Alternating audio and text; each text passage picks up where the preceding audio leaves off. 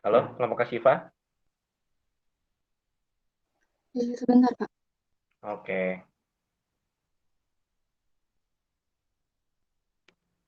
Lalu saya buka dulu ya nama-namanya ya.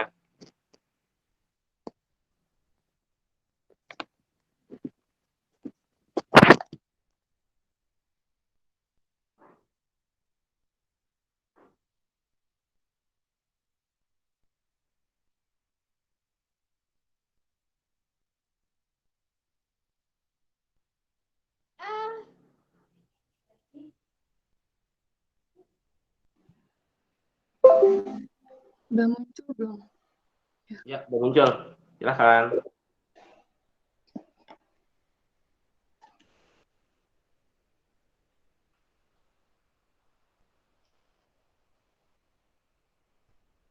Pak, izin bertanya, untuk yang dipresentasikan makalah atau PPT, Pak?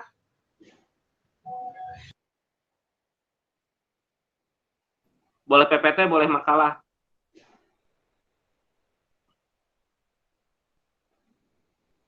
Tapi nanti yang diupload makalah ya. Yang diupload di e-learning. Oh iya, Awang, untuk yang kelas C, saya tadi udah coba buat upload modul sama RPS-nya, tapi nggak bisa. Nggak tahu itu kenapa. Kayak ada gangguan dari e-learning-nya. Jadi nggak bisa upload apa-apa di yang C. Tapi yang C udah dapat kan ya modul sama RPS-nya? Iya Pak, kemarin sudah saya kirim di grup kelas. Oke, terima kasih ya. Kelompok Iya Pak. siapa aja nih? Siva.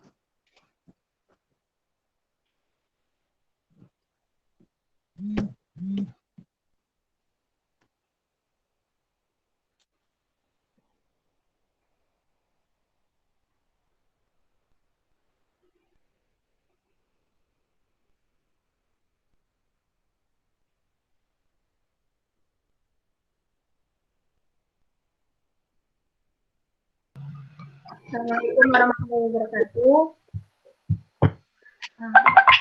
Kami akan mempresentasikan tentang populasi dan formasi.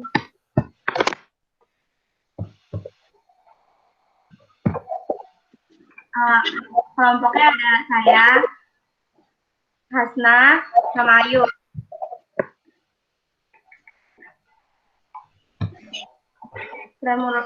Preformulasi. Studi preformulasi adalah tahap pertama dalam pembentukan tablet atau aktivitas formulasi dengan pertimbangan yang hati-hati dari data preformulasi. Preformulasi penting bagi formulator untuk mendapatkan profil fisika kimia yang lengkap dari bahan-bahan aktif yang tersedia sebelum memulai aktivitas perkembangan formulasi. Seluruh informasi ini diketahui sebagai preformulasi. Tujuan preformulasi untuk menyiapkan dasar rasional untuk metode preformulasi untuk memaksimalkan kesempatan dalam mengoptimalkan sebuah produk obat dan penanganan. Beberapa hal yang perlu diperhatikan dalam preformulasi. Pertama, pertimbangan biofarmaseutik, faktor yang mempengaruhi absorpsi bahan aktif obat dengan berbagai rute. Kedua, faktor obat atau sifat fisikokimia bahan aktif. Yang ketiga, pertimbangan terapeutik.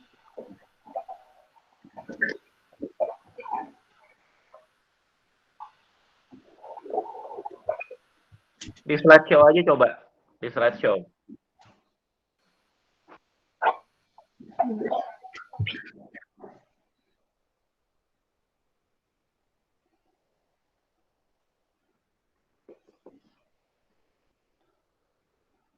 Lalu studi formulasi ini untuk sedia mencakup hal-hal dalam sifat fisikokimia, ada solubilitas atau kelarutan, disolusi, koefisien partisi, konstanta disolusi. Lalu sifat fisika bahan kimia itu meliputi kristalinitas, polimorfisme, bentuk solvat, hidrat, higroskopisitas, ukuran partikel, sifat aliran serbuk, dan morfologi permukaan. dan titik lebur untuk melihat kemurnian bahan baku atau bahan aktif. Lalu studi kompatibilitas bahan aktif sedia dengan bahan penambah. Stabilitas terhadap kelembapan, terhadap penyimpanan, cahaya, suhu, stabil terhadap bahan tambahan yang ditambahkan, stabil secara kimia baik dalam keadaan padat maupun dalam larutan. Lalu pertimbangan dalam hal preformulasi, tadi ada organoleptik, sifat-sifat mekanik, parameter yang mempengaruhi absorpsi, stabilitas, kompatibilitas, dan sifat fisikokimia.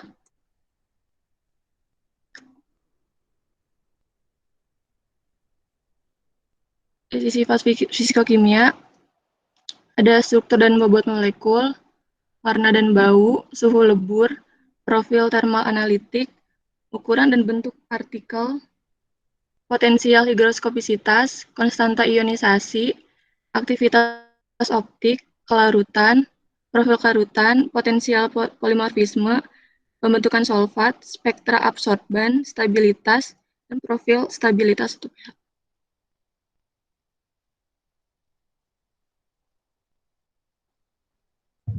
Selanjutnya multivitamin. Vitamin merupakan senyawa organik yang diperlukan tubuh dalam jumlah kecil untuk mempertahankan kesehatan dan seringkali bekerja sebagai kofaktor untuk enzim metabolisme. Asupan vitamin yang kurang dapat terjadi akibat asupan makanan yang tidak mencukupi, gangguan absorpsi vitamin dan meningkatnya kebutuhan tubuh. Tambahan vitamin diperlukan pada keadaan-keadaan tertentu untuk mencegah terjadinya defisiensi vitamin. Sedangkan multivitamin adalah nutrisi esensial dan non-esensial bagi tubuh, berfungsi mencegah kekurangan vitamin dan mineral tubuh.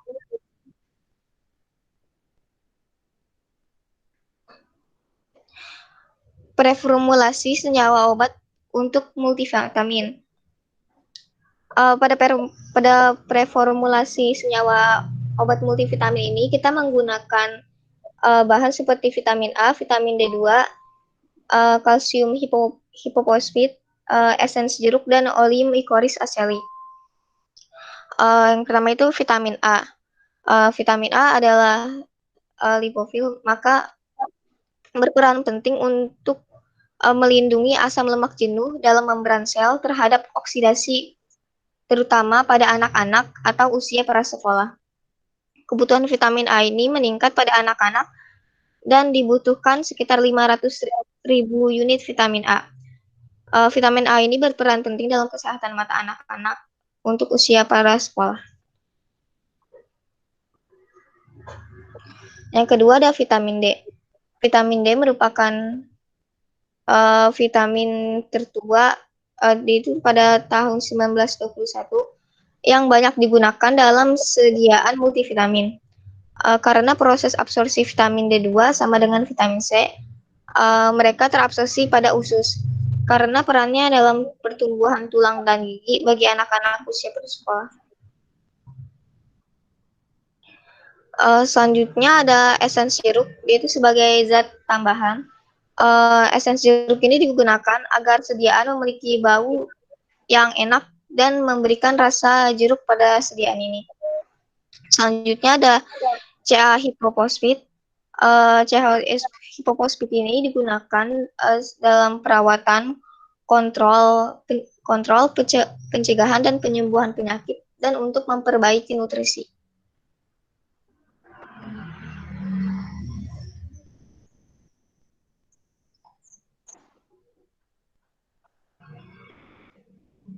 Selanjutnya ada oleum licorice aceli. Ini biasanya digunakan untuk oral dengan kandungannya vitamin A dan D,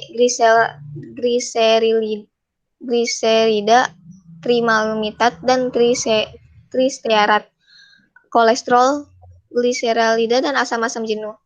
Yang paling umum digunakan untuk terapi dan defisiensi vitamin A dan D. Penambah nafsu makan, penyembuhan luka bakar, biasanya dalam bentuk salep, dan kandungan asam lemak omega 3, yaitu EPA dan DHA, yang berkhasiat menurunkan kadar kolesterol dalam darah.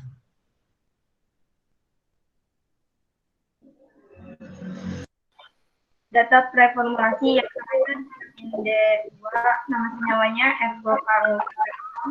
Struktur molekuler bisa dilihat di samping. Berat molekuler 396,65. Pemberiannya warna putih, rasa tidak ada rasa, bau tidak berbau.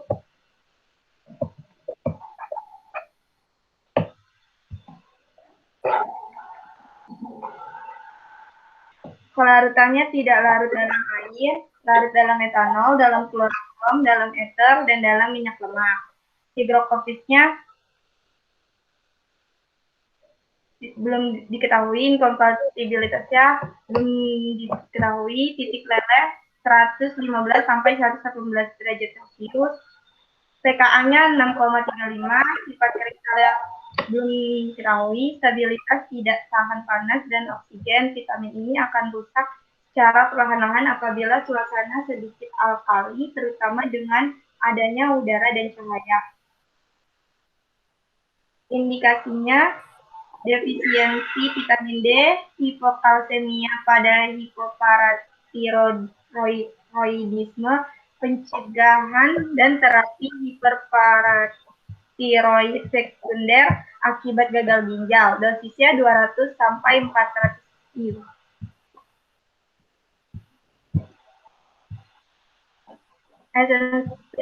Jeruk.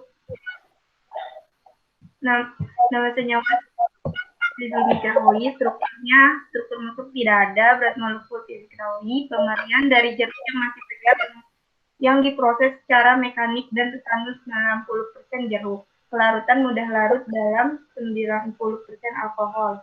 Higroskopik belum diketahui, inkompatibilitas belum diketahui, titik leleh belum diketahui, pH-nya 3,11, sifat kristal tidak ada, stabilitas belum diketahui, indikasi dan dosis belum ada.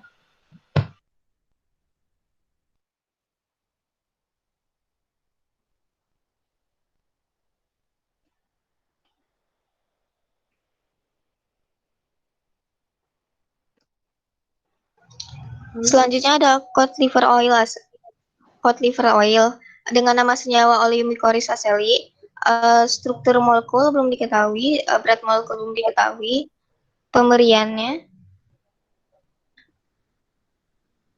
Pemberian cairan minyak encer berbau khas, tidak tengik, rasa dan bau seperti ikan.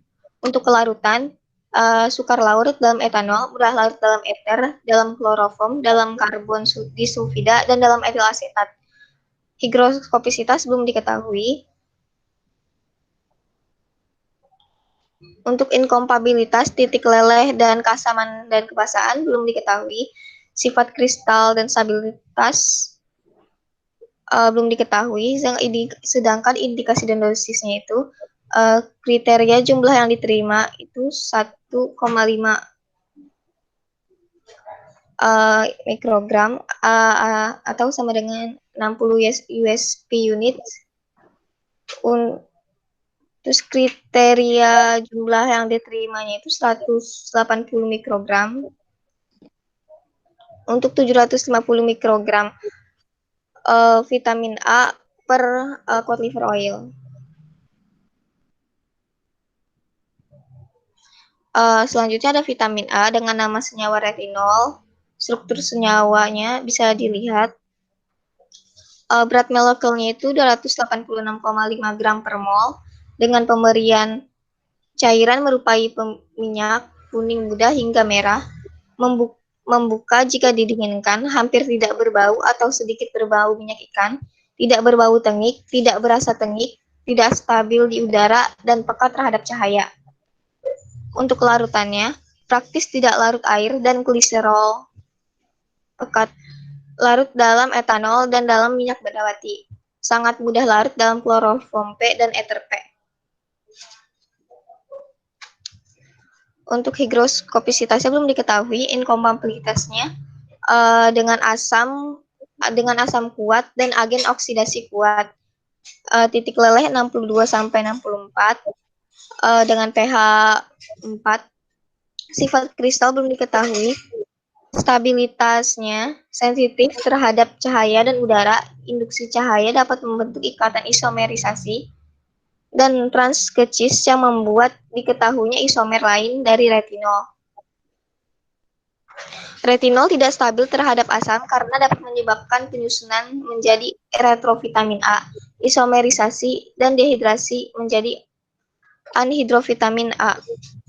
Indikasinya itu efisiensi vitamin A, infeksi atau demam kronis, kelainan kulit. Dosisnya untuk anak-anak usia 6-12 bulan adalah 300 mikrogram.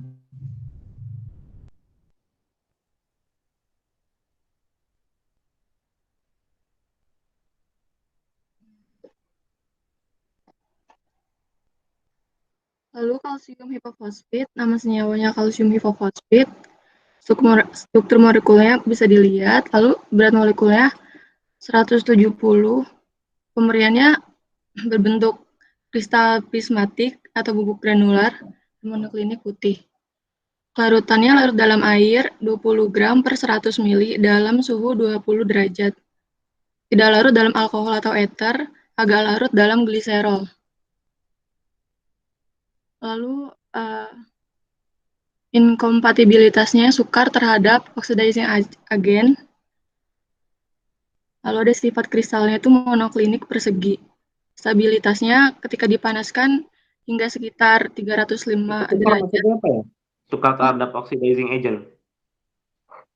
Ya, kayak agen yang dapat Iya, mengoksidasi sukar. gitu. Maksudnya nggak bunyi gitu loh, incompatibilitasnya sukar terhadap oxidizing agent. Maksudnya itu seperti apa? Apa dia bereaksi atau dia nggak bisa bersama dengan oxidizing agent atau gimana gitu loh. Soalnya coba kamu baca, bunyi nggak? Ngerti nggak kamu sukar terhadap oxidizing agent? Eh,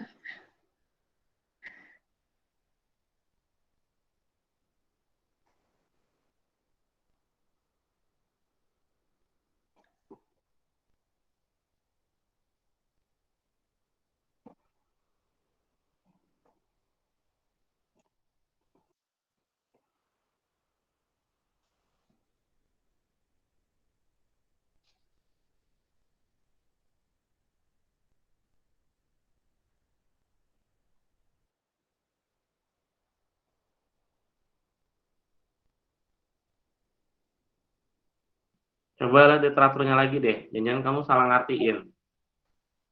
iya, Pak.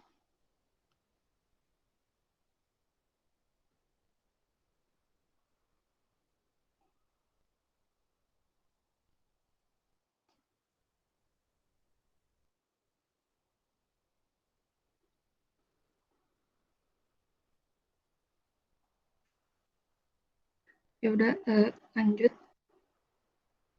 Stabilitasnya ketika dipanaskan hingga 305 derajat dapat menyebabkan strukturnya itu tidak proporsional dan dapat membentuk kalsium fosfat dan fosfin. Coba tadi yang tadi gimana? Yang sukar terhadap oxidizing agent?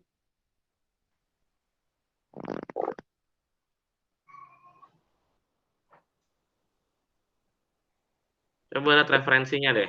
Kayaknya kamu salah ngertiin atau gimana gitu. Aneh soalnya kata-kata yang sukar terhadap oxidizing agent. Sukar sukar apanya gitu maksudnya. Bentar, Pak.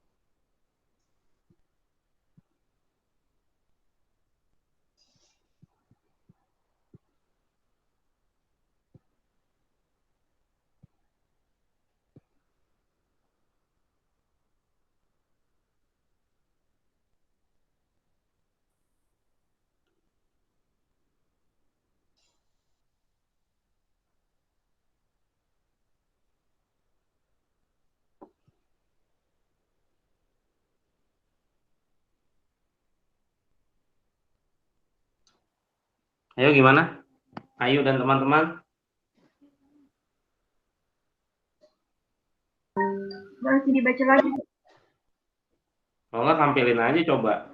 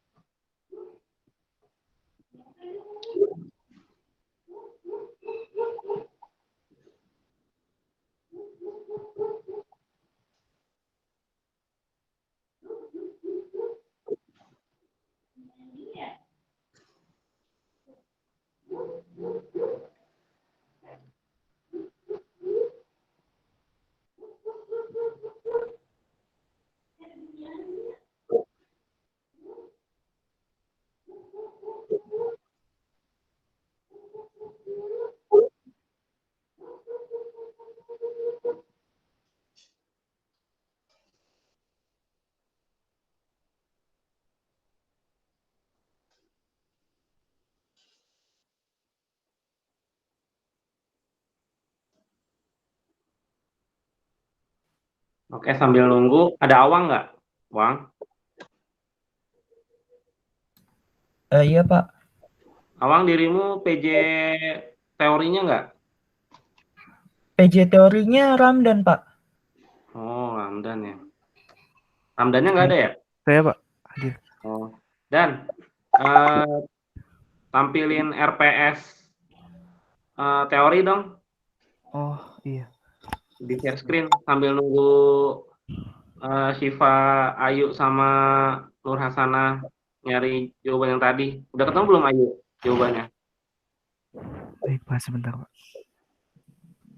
Jurnalnya masih dicari, Pak. Oh iya. Nah, kemarin ngeliat di mana?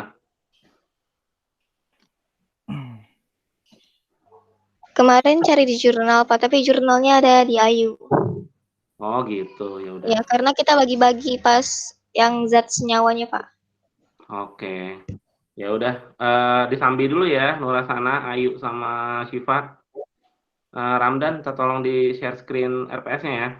Ada yang mau saya sampaikan. Baik Pak, sebentar.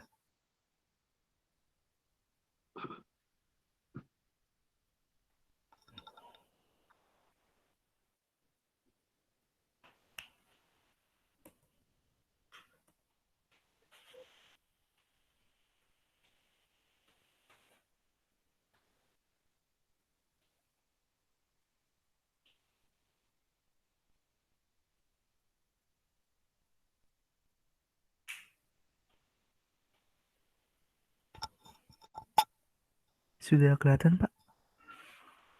Lagi loading. Oh ya. Oke, udah. Oke, ke bawah. Sampai UTS ada berapa tugas ya? Kan studi preformulasi udah selesai. Coba turun.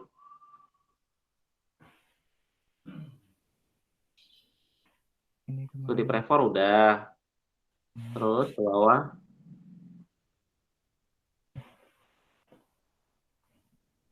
Habis studi prefor apa?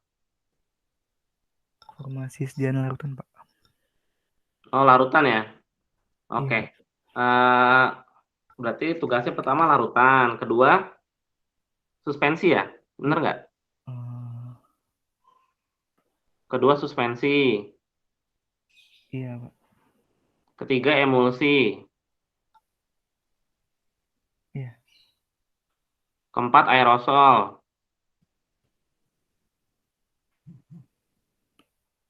Iya, Pak.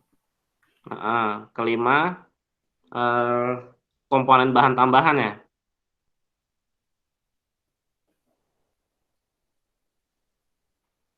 Maaf.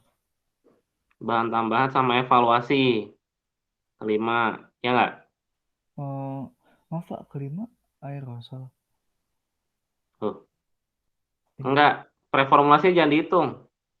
Oh, baik, Pak. Baik. Berarti 4 aerosol, 5 tadi ya evaluasi sama 5 pemilihan kemasan, Pak. pemilihan kemasan. Keenam, ada lagi nggak? Atau udah habis?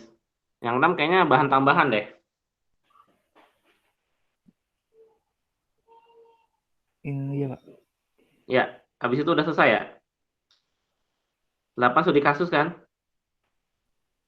Iya. Oke. Jadi gini Ramdan, saran saya biar kita praktikumnya bagus, kan ini kalian ngejar pemahaman. Satu kelas ini nanti dibagi jadi 6 kelompok. Satu kelompok mengerjakan satu materi tersebut. Gitu. Jadi satu kelompok bisa berapa tuh? Ada yang 3 ya? Ada yang 3, ada yang 4 ya? Iya, baik, Pak. Nanti yang 4 mungkin yang materinya lebih banyak. Yang 3 mungkin yang gampang-gampang. Nanti dibagi aja sama Ramdan ya. Oh, baik, Pak. Untuk mengerjakan Jadi nanti sekali Oke. sesi kita sekali presentasi teman-teman, ntar kita bahas langsung. Jadi biar bisa ngejar formulasinya nanti. Kan kita praktikum ada formulasi nih. Di praktikum kan ada formulasi. Khawatirnya kalau misalnya ininya nggak paham, teorinya nggak paham, kasihan pas formulasinya, pasti bingung. Soalnya kan nih macam-macam nanti formulasinya. Ada yang dapat larutan, ada yang suspensi, ada yang emulsi. Itu sih pertimbangan saya. Gimana? Baik, Pak. Baik, bentar saya bagi kelompok-kelompok. Jadi nanti gini, sebelum kita masuk ke formulasi, ya sebelum masuk ke formulasi, nanti sebelum masuk ke formulasi, maksudnya praktikum yang formulasi, kan itu kan ini kan kita prefor nih. Iya. Minggu depan kan harusnya formulasi, Mm-mm. ya nggak? Iya, Pak. Jadi kalau bisa dan tanda kutip mungkin dikebut ya, itu bisa jadi nanti terserah kalian ya, mau pakai hari Sabtu atau nanti kalau ada waktu kosong langsung hubungi saya. Nanti kita cocokkan waktunya. Kalau saya bisa, ya kita mulai perkuliahannya. Apa namanya? Masuk ke praktik, ke teori TSF-nya, gitu. Sambil nunggu materi dari Bu Silvi juga, gitu. Kan Bu Silvi nanti ngasih materi yang saya biru-biruin itu, Iya. gitu. Tapi kan tetap aja kalian harus baca ya. Kalau menunggu beliau itu mungkin agak lama dan kalian nanti takutnya kasihan pas formulasinya. Gitu. Jadi nanti pas Bu Silvi kalian dengar materi aja, mengcompare apa yang kalian kerjakan, sementara sambil menunggu beliau memberikan materi, kita kebut dulu semuanya. Gimana?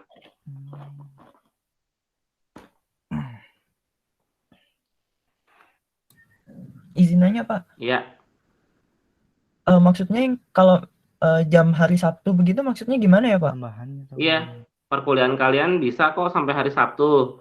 Tapi itu tergantung kalian. Gitu. Apa kuliahnya kayak dibikin teori itu seminggu 2 kali gitu Pak? Iya. Ya, pokoknya kalau dari saya sih dikebut aja.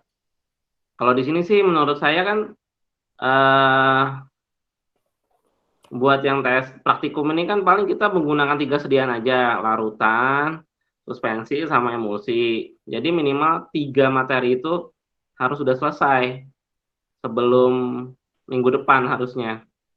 Gitu. Jadi kalau bisa minggu depan kita kelarin semuanya, 3 itu minimal ya, 3 itu. Kemudian nanti aerosol mungkin bisa nyusul, belakangan mungkin aerosol gitu. Atau nanti aerosol kita serahin ke Bu Silvi aja gitu. Tapi yang penting 3 ini kalian udah harus menguasai larutan, suspensi, sama emulsi, sama komponen bahan tambahan, sama evaluasi dan kemasan primer. Itu yang paling penting. Aerosolnya di belakangin nggak masalah.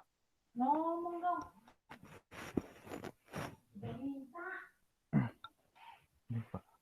Jadi Gimana Ramdan? 3 materi itu kalau bisa dikejar minggu depan, jadi diutamain minggu depannya ya Pak? Hah? Gimana? Yang tiga materi itu yang lautan, Ya, yang suspensi, dan diutamain 3 emulsi. itu. Iya. Itu sebelum minggu depan. Kalau bisa, ya pas minggu depan, misalnya nggak kelar, misalnya ketemu hari Jumat nih, nggak kelar gitu. Tapi Jumat juga ada kimia ya. Kimia kuanti, Iya, Pak. nanti mungkin kalian bisa tanya ke kelas sebelah, kuanti ngapain aja. Gitu. Tapi kalau digabung susah juga ya. Nyalahin aturan kalau digabung semuanya. Satu praktikum digabung semuanya nyalahin aturan. Saya nggak mau. Tapi walaupun kita ada kelas di hari Sabtu, itu berarti di luar jadwal, berarti kita nggak absen gitu ya Pak? Kayak jatuhnya. Absen. Oh iya Pak. Absen kok. Ya gitu sih kalau dari saya. Yang ntar dulu. Kemarin kita kan prefor udah ya. Yang di biru-biruan itu nggak usah absen nggak apa-apa. Nanti yang biru-biru itu kalian absennya pas ada Bu Silvi aja. Kan ada yang nggak biru di situ kan. Yang pertemuan 1 kan nggak jadi. Bu Silvinya nggak bisa. Saya yang ngisi kan kemarin kan. Itu. Nah, 1 itu diganti ke pertemuan 8 studi kasus. Jadi Bu Silvi nanti masuknya studi kasus sama yang saya biru-biruin itu. Iya, Pak. Maaf Pak, izin nanya. Gimana? Bingung nggak Ramdan? Itu untuk sekali pertemuan itu bisa dikasih materi 1? Iya, bisa 1 materi. Kalau cepet 2 materi. Ya, nanti saya ngomongin di grup kelas dan saya bagi kelompoknya Pak. Untuk yang Senin besok saya tambahin yang 3 minggu, 3 soalnya materi. kasihan kalau misalnya apa sih kalian masuk ke praktikum formulasi minggu depan, tapi kalian nggak paham apa yang kalian sampaikan gitu, nanti pusing sendiri kalau dari saya ya, gitu. Nanti pertimbangannya kurang mantep gitu loh. Soalnya ini nggak sekedar kayak farset gitu, ditambah apa, tapi ada pertimbangan khususnya gitu. Karena kan kita melakukan prefor dulu nih. Dari prefor kita dapat dasar pertimbangan dari kita membuat sediaan. Nah, ketika kita membuat sediaan, kita harus memperhitungkan seperti jadi kayak apa ya? Jadi kita juga memikirkan fisikokimia si bahan aktif tersebut. Gitu, punya interaksi nggak sama zat aktifnya? Kemudian dia pKa-nya berapa? Dia bisa mengoksidasi atau tidak? Gitu-gitu. Jadi pertimbangannya biar lebih dalam gitu, karena udah tahu teorinya dulu gitu. Yang dibiru-biruin kan contohnya, coba ke bawah, suspensi kayaknya ya, yang sama Bu Silvi. Ada suspensi, Emulsi. Emulsi ya, emulsi, terus apa lagi tuh? Aerosol. Emulsi, aerosol, terus ya bahan-bahan tambahan, pada formulasi sediaan larutan. Terus ke bawah lagi? Dian krim, Pak. Enggak, bukan. Sebelum Sampai UTS. oh iya. Sampai bahan tambahan. Mas studi kasus kan nanti sama Bu Oh, iya. Silvi. Jadi nggak usah kalian presentasi. Aerosol ke belakangin aja. Gitu, yang penting 3 tadi, larutan, suspensi, emulsi, kemudian kemasan, evaluasi. Komponen tambahan nggak apa-apa belakangan sama si aerosol. Itu aja prioritasnya. Iya, baik. Pak, izin nanya, Pak. Ya, gimana? Kalau misalnya saya dapat kelompok kemasan, kalau misalnya dapat kelompok kemasan, berarti selama 1 semester ini presentasi, maksudnya PPT sama makalah yang saya buat itu cuman bagian itu doang, Pak? Iya, jadi kalau yang materi keberapa itu ya? Pertemuan ke berapa tuh? 7 ya kalau nggak salah ya? Bukan, 7 mah bahan tambahan ya? 6, benar. 6. Kan berarti 6 itu ada 2 tugas tuh, pemilihan kemasan primer sama memahami evaluasi sedang liquid. Itu. Nah, berarti kelompok yang dapat pertemuan ke-6 menjelaskan kedua itu. Gitu. Untuk tugas yang sebelumnya kelompok itu nggak harus buat ya, Pak? Enggak. Jadi satu kelompok 1. Kalau kemarin kan kalian bikin semua, terus saya kocok, saya undi gitu kan. Nah, sekarang kita bagi-bagi gitu biar kerjaannya fokus.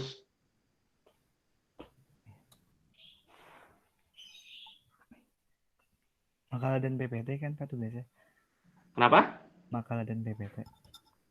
Bakal ada PPT. Makalah dan PPT. Iya, makalah dan PPT, benar. Iya, Pak. Ini saya. Ya gitu sih. Kira-kira materi yang sulit yang mana ya, Pak, yang buat 4 orang itu? Buat 4 orang itu. Oh, maksudnya satu kelompok 4 orang ya? Iya. Yang banyak kayak gini nih, 6 nih. Iya, Pak. 6 banyak nih. Ada 2 dia. Terus 6 tadi banyak. Terus si itu juga banyak tuh. Yang 4 orang ada berapa kelompok ya berarti ya? 1, 2, 3 kelompok ya? Emulsi banyak. Emulsi kan dia dari awal, dari teori emulsifikasi. Coba lihat ke atas, teori emulsifikasi, terus,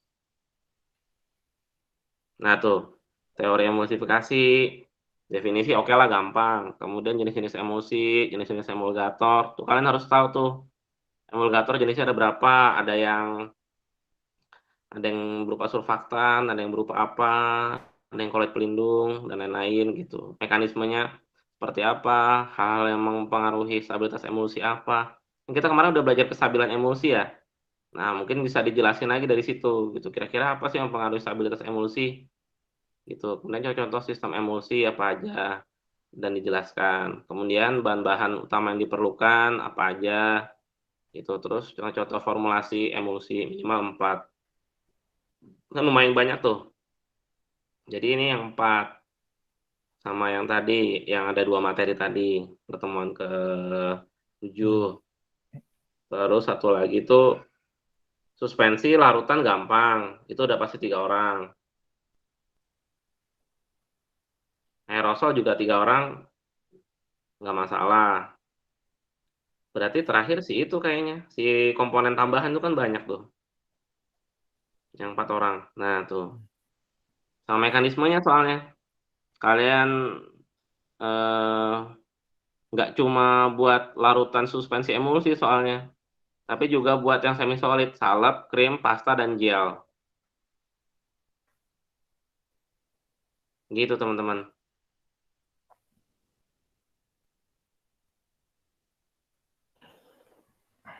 Oke? Nanya lagi, Pak. Ya, Jadi, gimana? yang untuk minggu depan itu fokusnya ke larutan, suspensi, sama emulsi ya, Pak? Ya, larutan, Itu, suspensi, emulsi. Kemudian itu urutan berikut. Kenapa? ya itu 3 materi apa bisa diselesaikan dalam satu pertemuan itu, Pak? Kayaknya mabok deh. Iya, makanya. Makanya, jadi kalau dari saya sih mungkin larutan. Kalau ada waktu sedikit, ya mungkin bahas suspensi dikit, nanti disambung lagi gitu. Itu maksudnya sebelum hari Jumatnya ya, Pak? Iya, sebelum hari Jumat minggu depan. Oh, Minimal itu aja yang udah kalian pahami. 3 itu. baik, Pak. Kalau buat emulsi, nanti nggak usah absen. Absennya nanti pas sudah ada Bu Silvi aja. Pas kuliah Bu Silvi. Pak mau nanya juga. Ya, gimana? Kan kita kan dari tadi kan lagi ngebahas tentang RPS yang banyak materi, yang ada 4 anggota kelompok, berarti materinya banyak. Apakah yang kita jadi kuliah di hari Sabtu itu khusus di materi yang banyak itu, atau semua abis ini jadi ada hari Sabtu semua ya, Pak? Nah, kalau dari saya sih saya serahkan ke teman-teman enaknya gimana. Apa ntar kalau ada jam kosong kita langsung masuk. Itu. Kalau misalnya kayak gitu nggak apa-apa, nggak masalah.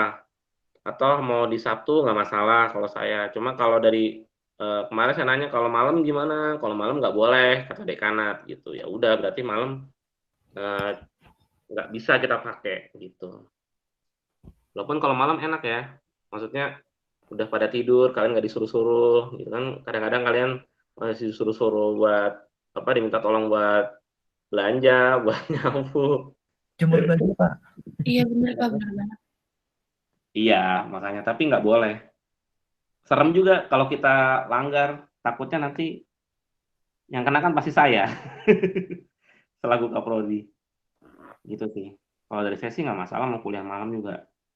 It's okay lah. Orang rapat juga sampai malam kadang-kadang. Gitu sih, nanti didiskusikan aja ya. Nanti kabarin ke saya.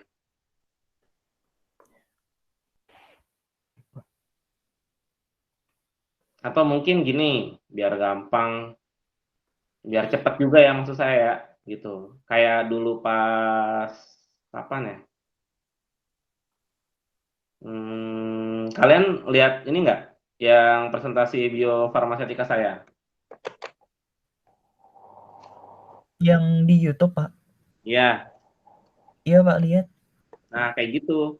Jadi kalau biar cepat, bisa jadi kalian presentasi sesama, maksudnya presentasi sekelompok itu bikin Gmeet, kemudian presentasi dan direkam. Kemudian rekamannya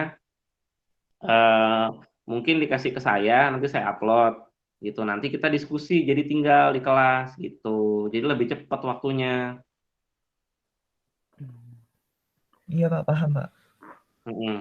Karena emang gini, teman-teman, jadi untuk PJJ itu nggak full waktu gitu. Misalnya 2 SKS 100 menit gitu. Untuk yang teori ya 100 menit. Full 100 menitnya kita habiskan untuk apa namanya, sinkron gitu, Gmeet, Zoom dan lain-lain gitu.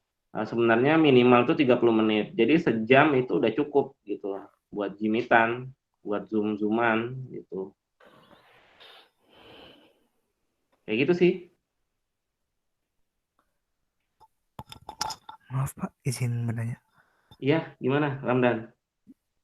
Yang untuk di rekam yang di Gmeet itu, selain di luar 3 materi penting itu apa enggak Pak? Nggak masalah. Pokoknya materi apapun kalau kalian rekam nggak masalah. Itu nanti kita bahas di kelas. Itu untuk tadi bisa dimulai untuk yang Senin besok yang direkam yang Gmeet itu Pak. Iya, gitu. Cuma nanti yang maju yang kita bahas mungkin 3 itu dulu ya. 3 apa namanya? 3 materi itu. 3 materi tadi yang larutan, suspensi sama emosi. Gitu. Nah Pak, maaf izin tanya. Ya. Kan tadi kan Bapak bilang kalau yang emulsi itu nggak usah absen karena pas ada Bu Sylvie. Nah itu kan emulsi kan pertemuan keempat, berarti itu pas absennya itu di pertemuan keempat atau kita lagi ngebahas emulsi ya? Nanti absennya di pertemuan keempat pas ada Bu Sylvie-nya. Iya. Terus kalau misalkan yang ini suspensi, kan ini kan pertemuan ketiga, sedangkan besok pertemuan kedua, misalkan sudah dibahas suspensi, berarti kita tetap absen yang di pertemuan kedua, Pak? Iya, jadi kalau larutan sama suspensi kita udah bahas, ya berarti absen. Absen 1 larutan, absen 2 suspensi.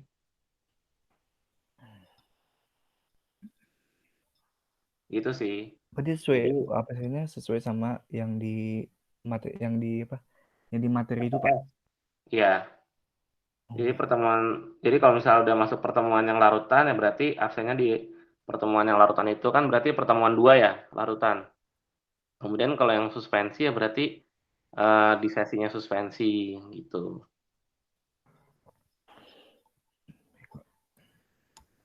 Izin nanya, Pak.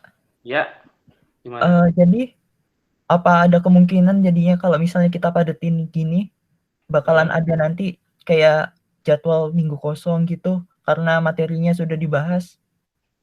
Oh, kalau dari saya sih idenya kan nanti ada formulasi sediaan semi solid juga ya. Nah, setelah liquid ini kelar semua, kita maju ke semi solid gitu. Oh, jadi kalau misalnya ini materi ini udah kelar semua, nanti kita kayak ngebahas setelah UTS gitu ya, Pak? Iya benar gitu. Nah, terus nanti kalian misal praktikum nih, misalnya satu sesi kalian nggak kelar nih karena antri alat gitu, nanti bisa pakai waktu teorinya yang kosong itu untuk melakukan praktikum gitu. Oh iya, Pak. Ngerti, Pak.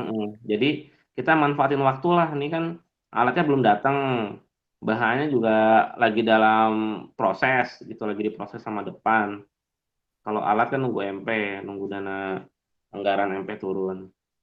Gitu sih. Nanti akan saya update kok. Itu makanya nih saya preventif sih, takutnya nanti waktunya nggak cukup ya, alatnya datangnya telat, waktunya nggak cukup ya mau nggak mau kita kan pakai waktu di luar jam praktikum gitu. Jadi nanti mungkin ada jadwal mingguan keluar gitu. Kayak anak semester 1 kan juga gitu karena ada kelas besar ya sama dosen S3, kalian juga sama, nanti ada kelas besar. Kalau kalian mah cuma satu kelas ya. Kalau angkatan kedua kan ada 2 kelas tuh, teman-teman. Nanti mereka ada yang ada 5 sesi itu digabung. Nah, itu nanti konsekuensinya ada jadwal mingguan. Nah, kalau kalian karena praktikum ini nih takutnya nanti nggak kelar, nanti juga paling saya ngeluarin jadwal mingguan. Gitu. Kalau TSF-nya udah kelar, nanti saya bisa pakai buat praktikum TSF. Itu teman-teman, pertimbangan saya ya. Baik, Pak. Nanti kami coba jelaskan ke teman-teman yang di kelas lain, Pak.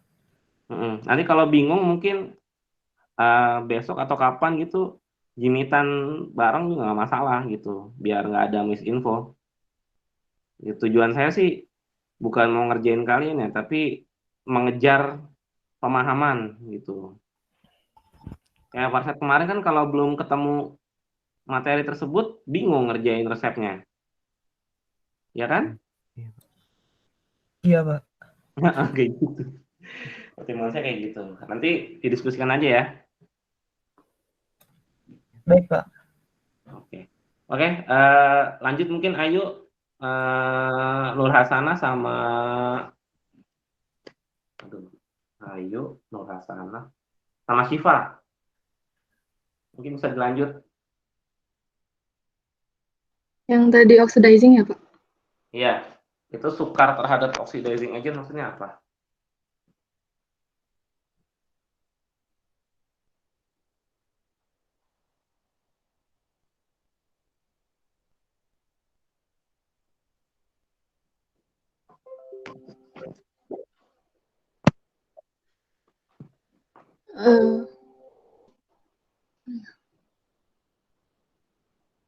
Kemarin saya lihat kayak di MSDS gitu, Pak. Ya, lanjut. Iya, Benar, di MSDS. Iya, tapi ini kelihatan nggak? Nah, kamu salah ngertiin kan? Kalsium Sama hipofosfat is incompatible with oxidizing agent, alkali, chlorides, dan nitrates. Means kalsium hidrofosfat itu incompatible, tidak dapat dicampur atau tidak dapat diinteraksikan gitu dengan agen oksidasi. Jadi semua bahan-bahan yang punya Fe2+ gitu, itu nggak bisa gitu. Bahan-bahan yang dia bisa naik biloxnya itu dia nggak bisa. Alkali berarti bangsa-bangsa basa gitu. Kemudian klorat, misalnya kalsium klorat, natrium klorat, kemudian natrium nitrat juga nggak bisa gitu.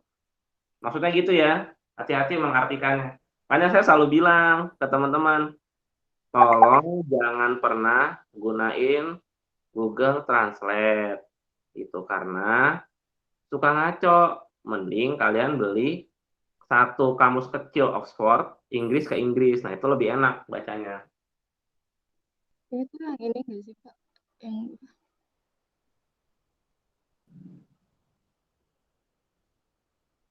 ini juga sama ya, Pak? Itu kan incompatible with strong acid. Dia incompatible, nggak bisa dicampur dengan asam kuat. Iya. Gitu. Terus shock and heat sensitive mixture form with shock and heat sensitive. Campuran yang sensitif panas dengan, iya kan klorat dia emang nggak bisa sama klorat kan tadi ada tulisannya. Iya. Lebih enak yang tadi sih bacanya sih. Ayo, Pak. Udah jelas tuh, may cause violent reaction or ignition. Jadi bisa di situ bukan terbakar maksudnya ignition ya. Apa ya? Coba ntar cari di kamus ini dah, Inggris. Ignition maknanya apa aja. Kayak gitu ya. Ayo ya, hati-hati ya.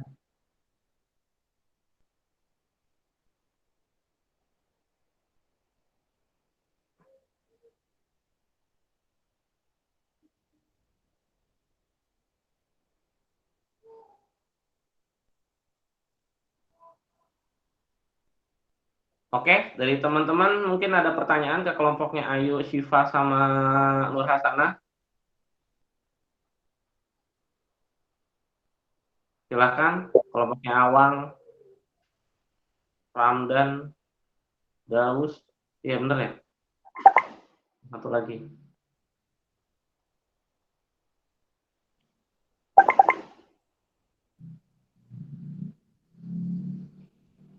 Ada pertanyaan?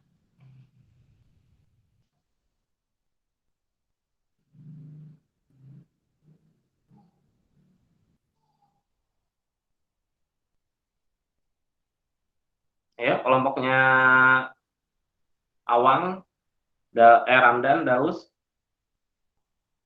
Satu lagi siapa? Eca ya? Ya, Pak.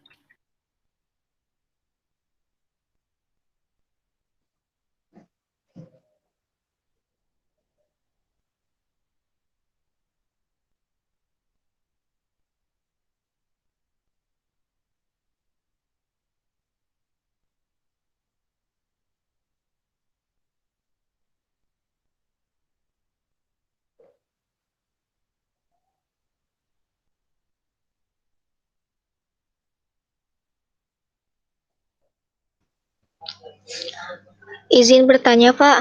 Ya. Kan tadi kelompok saya ada memakai esens jeruk ya, Pak. Itu untuk sebagai zat tambahan atau pemanis lebih baik menggunakan esens jeruk atau sirup simplex, Pak? Kalau dari saya sebenarnya tadi harusnya jangan dibahas essence itu tuh. Karena kan itu masuknya ke excipient, bukan ke zat aktif. Jadi yang kalian bahas itu adalah zat aktifnya aja. Jadi preformulasi itu sudut pandangnya sebenarnya adalah zat aktif gitu. Jadi prioritas dari kita melakukan melaksanakan formulasi produk itu adalah bagaimana caranya agar zat aktif tersebut pertama aman, oke. Kedua, bisa diterima sama pasien. Jadi pasiennya patuh menggunakannya. Ketiga, dosisnya tepat sehingga secara biofarmasetika dia memiliki kadar yang cukup di dalam darah sehingga terapinya berhasil dan lain sebagainya gitu. Jadi yang dilihat ketika Prevor hanya zat aktifnya saja ya. Baik, Pak, terima kasih.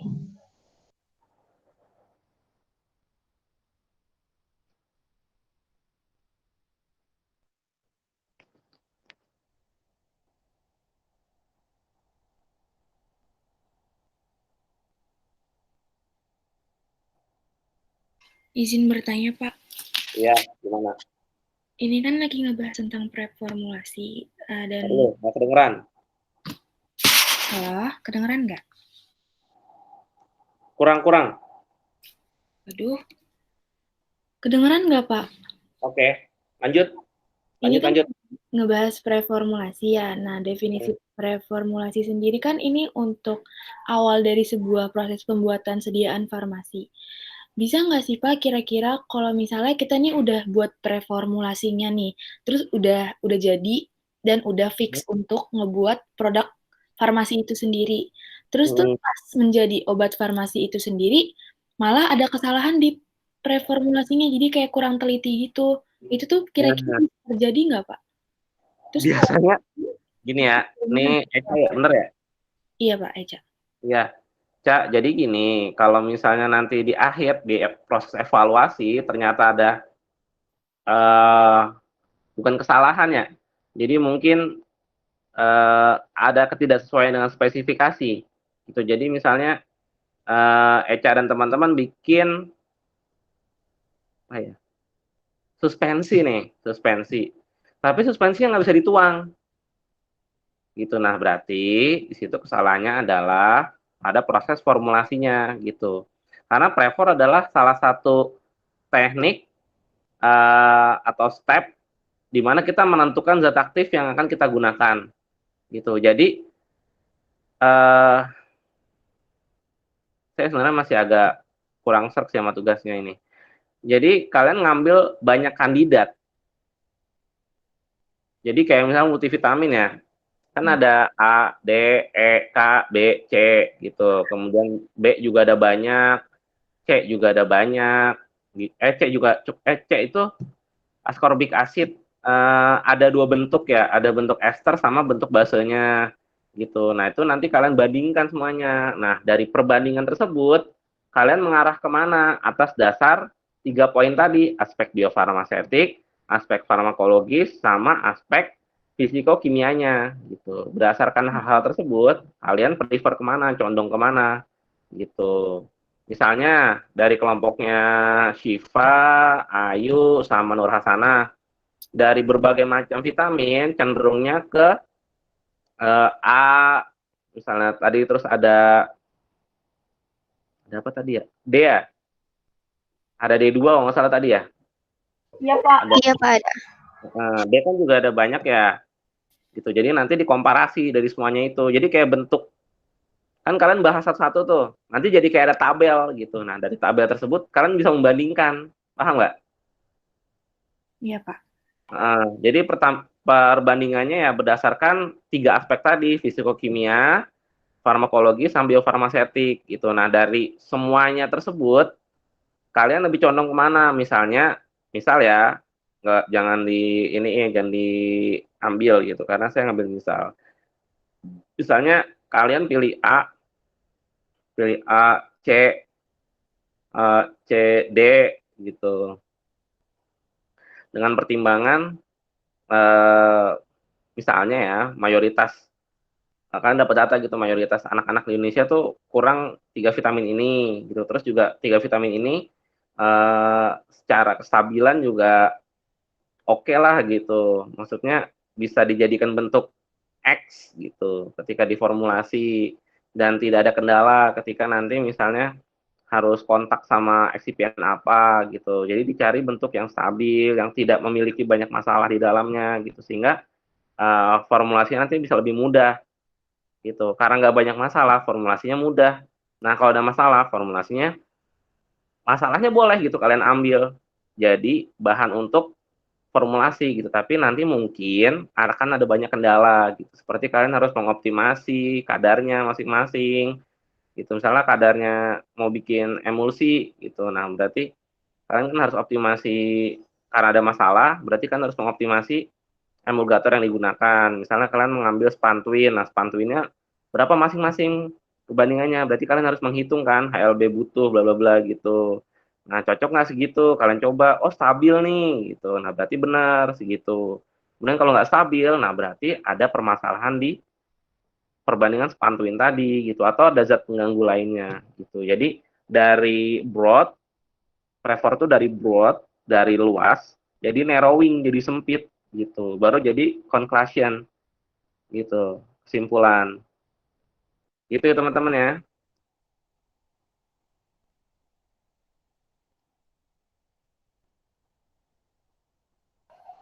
Terima kasih, Pak.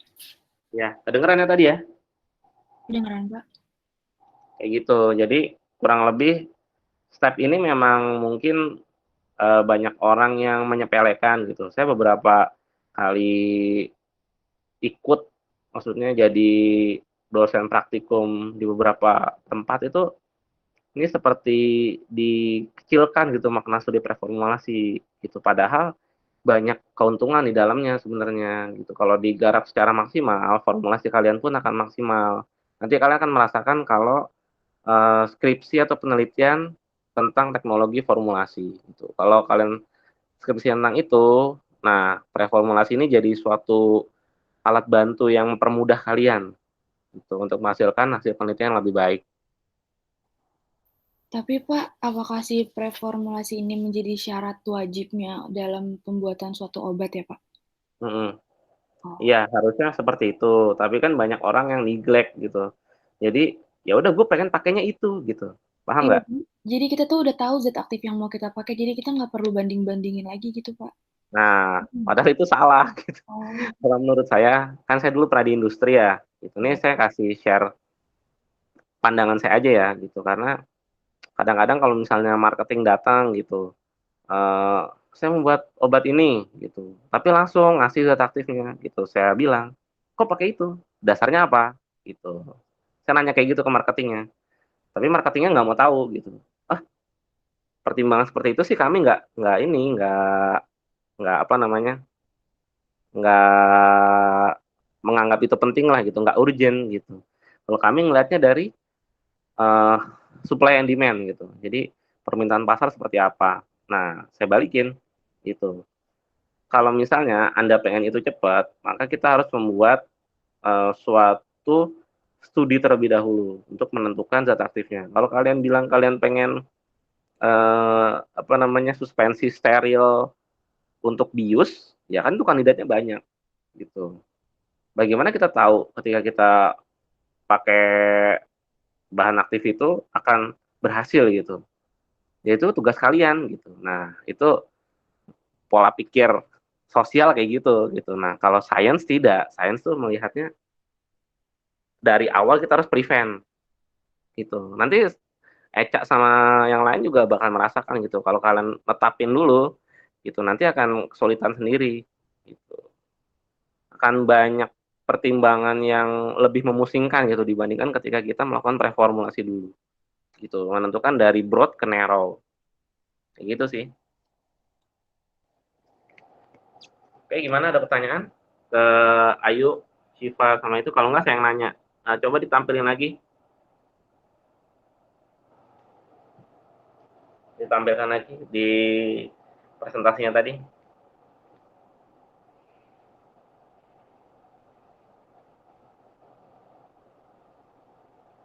Ini udah pada ini kan ya? Di-upload makalahnya. Belum Pak. Semalam saya cek masih belum ada tempatnya. Oh ya udah saya bikin tempatnya kok. Nanti di-upload aja sambil nunggu. Cuma makalahnya ya Pak? Iya, makalahnya aja. Jangan lupa cek plagiasi ya, penting. Iya, Pak. Kemarin udah bagus sih, maksudnya jarang ada, ya ada sih yang 30%, cuma kalau dirata-ratain kan berapa ya kemarin ya. Tapi masih ada yang di atas 10%, itu sayang. Tuh, jadi target kita tuh di bawah 10% minimal. Kalau bisa di bawah 5%, bagus. Unik. Oke, presentasinya coba ditampilin lagi tadi. Ayo Syifa sama Ulah sana. Baik, Kak.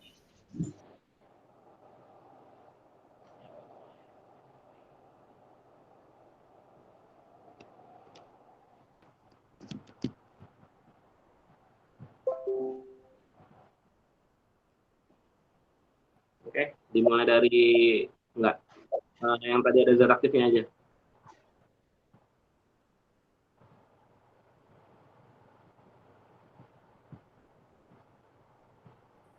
Oke, D2. Emang sebelumnya nggak ada selain D2 di atasnya siapa? Nggak ada. Oh, enggak. Ya ada di bawah, di bawah. Oke, sekarang saya mau tanya. Pertimbangan kalian milih D2, terus tadi ada A ya, vitamin A, bener nggak? Benar, Pak. Kenapa? Pertimbangan kalian milih D2, vitamin A, vitamin apa tadi ya? Coba mendingan di slideshow aja. Jadi tinggal geser-geser aja. Daripada pakai itu lama. Nah, D2, terus ada apa lagi tadi? Vetiver oil, vitamin A, terus habis itu kalsium hipofosfit. Itu pertimbangannya apa ya? Enggak, Pak. Tadi kita tuh ngiranya kayak ini, jadi yang kita pilih ini zat aktif untuk buat spot emulsion gitu, Pak. Nah, kan saya sudah duga pasti kayak gitu. Gitu. Jadi harus ada pertimbangannya. Kalian membuat reformulasi ini. Gitu. Kenapa kalian nggak pakai vitamin? Coba tadi vitamin A nih ya, retinol. Kenapa menggunakan retinol? Kenapa nggak esternya, retinoid palmitat? Kenapa?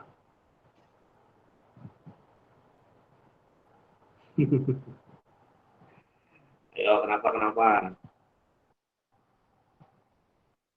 Jadi pertimbangannya ke situ, dari luas ke sempit. Gitu. Kalau kalian langsung menjustifikasi kayak gini, kalian pasti bingung sendiri, itu dasarnya apa ya? Gitu. Berdasarnya saya kira bikin spot emulsion, yaitu namanya udah kesalahan konsep gitu kan, kalian yang nulis sendiri reformulasi tadi di depan apa itu.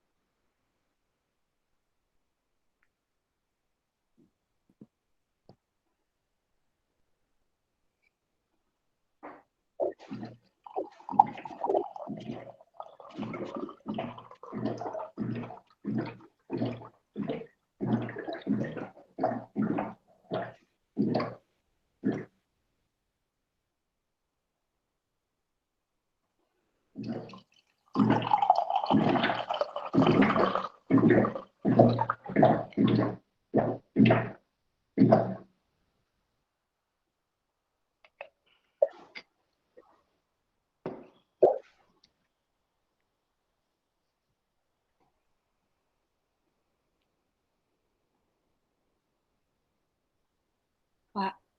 Oh. Pak.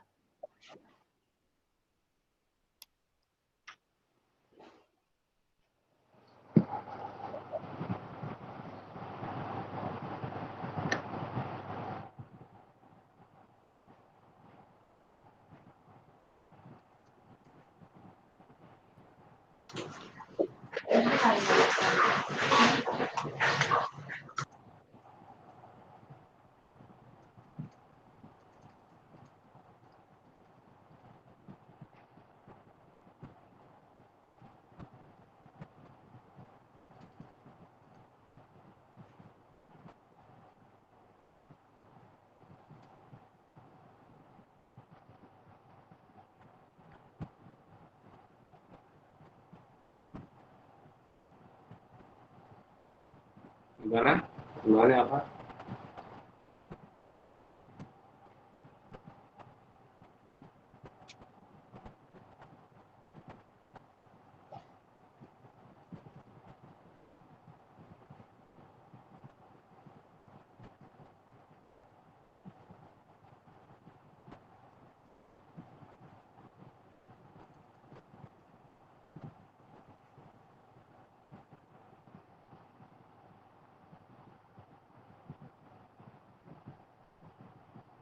Pak Bowo,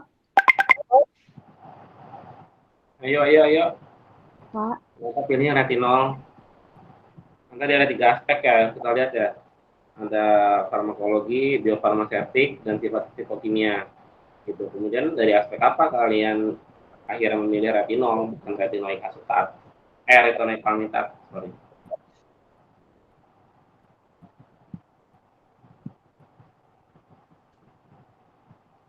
Pak, kayaknya kelompok saya juga salah tangkap deh, Pak. Hah? Kayaknya kelompok saya juga salah tangkap, kayak yang langsung nembak zat aktifnya gitu. Nggak kedengeran?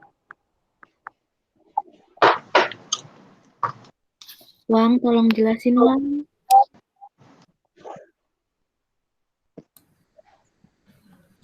Iya Pak, jadi kayaknya kelompok kami juga itu Pak, kayak salah tangkap tentang tugas ini Pak.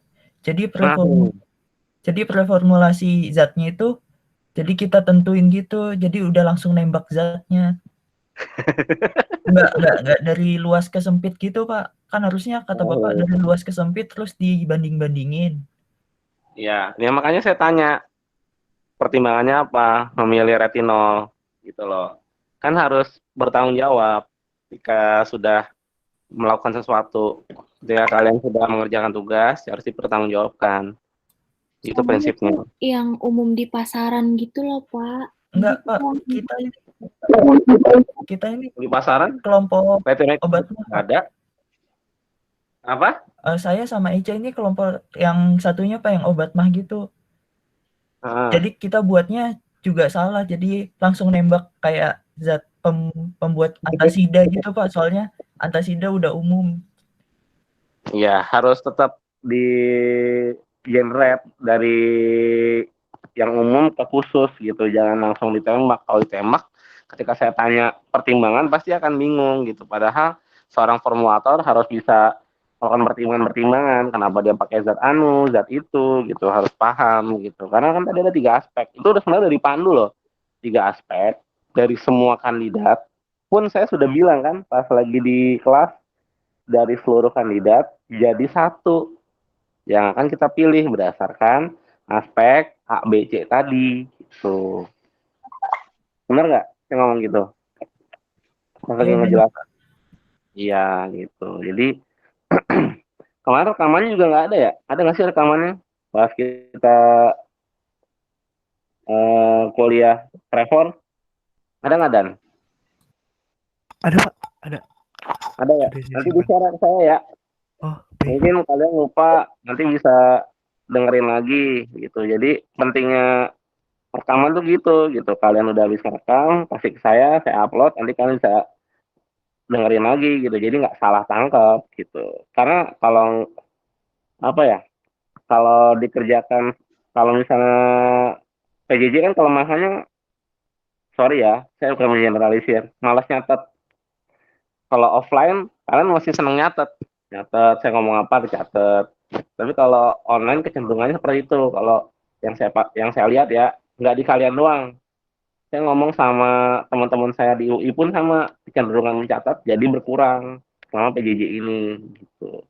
Karena emang cara tuh lebih enak ketika offline. Makanya saya selalu bilang rekaman kan. Sama nanti saya upload, kalian bisa mendengar lagi. Kemudian bisa bikin resume ketika kalian mungkin senggang gitu. Tekniknya seperti itu harusnya. Jadi nggak apa-apa buat pertemuan sekarang ya, gitu. Berarti silahkan dibenerin lagi tugasnya. Yang awang ini dari apa aja? Dari apa? Tugasnya apa ya? Saya lupa. Itu Pak yang obat mah Pak. Nah, obat mah kan ada banyak tuh. Ya nggak? Ada apa aja? Kayak ada AlOH3, MgOH2, terus ada CaCO3. Terus kalau obat mah itu kan mainnya kombinasi gitu ya, Pak? Ini lagi. Teman-teman baca coba di buku farmakologi kedokteran. Di situ kan ada obat. Di situ di bagian pencernaan atau bagian apa? Kan pencernaan deh. Di situ kan ada golongan-golongan obat-obat untuk mah. Jadi secara algoritma memang antasida itu yang pertama. Jadi antasida ini harusnya kalian yang nyari ya. Nggak jadi deh. Kalian nyari sendiri deh. Nanti kalau saya jelasin kalian nggak belajar. Coba buka di buku farmakologi hijau atau mungkin di farmakoterapi. Kalian udah punya belum? Farkot sama farkol kedokteran. Udah, Pak. Farmakoterapi bukan kedokteran, farmakoterapi itu sebentar saya lihat bukunya ya. Edisi 6 yang sampul hijau itu ya, Pak? Kenapa? Edisi 6 yang sampulnya hijau dari UI Ya gitu. itu farmakologi.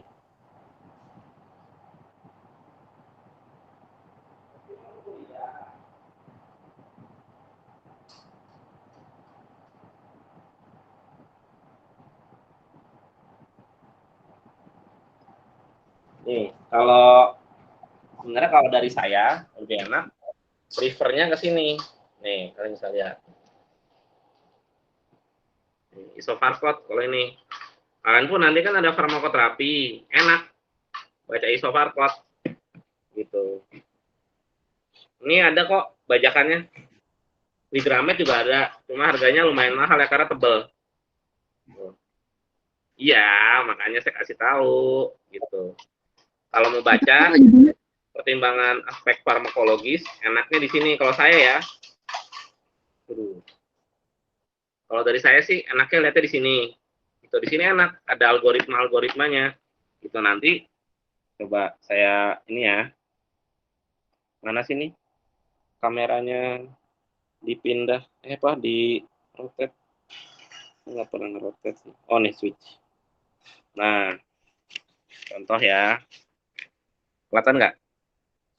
Nggak. Di Kelihatan. gangguan pencernaan. Tuh. Kita mau lihat.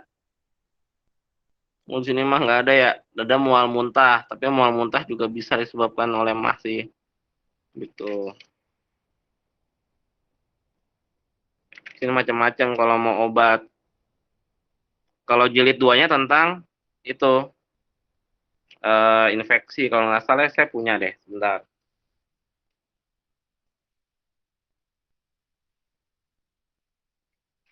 Nah, kalau yang satu lagi yang ini. Jatuh. Nih. Ini Sofarkot 2.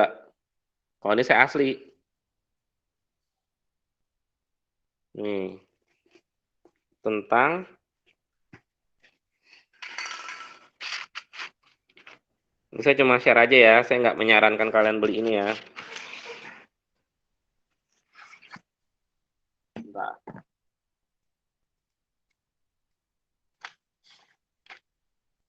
Oh nih, ada gangguan kulit, ada nutrisi, sistem imun, dan lain-lain. Gitu. Kalau dari saya sih, sayang kalau kalian nggak punya, gitu. Karena ini nggak cuma bermanfaat buat kalian saat ini, buat di masa mendatang pun, kan kalian minimal pasti ditanya sama tetangga kalian. Gitu, saya sakit ini, saya sakit itu, saya kira obatnya apa ya? Gitu. Paham ya? Jadi pertimbangannya bisa dari dua buku itu, Isofarkot ataupun farmakologi kedokteran. Gitu, kayak vitamin kan ada banyak. Kenapa sih kelompok kalian milih yang itu? Gitu. Pertimbangannya ya kebutuhan anak itu apa gitu. A, D, E, K, B, C, itu yang mana yang lebih dominan gitu dari anak. Membutuhkannya yang mana.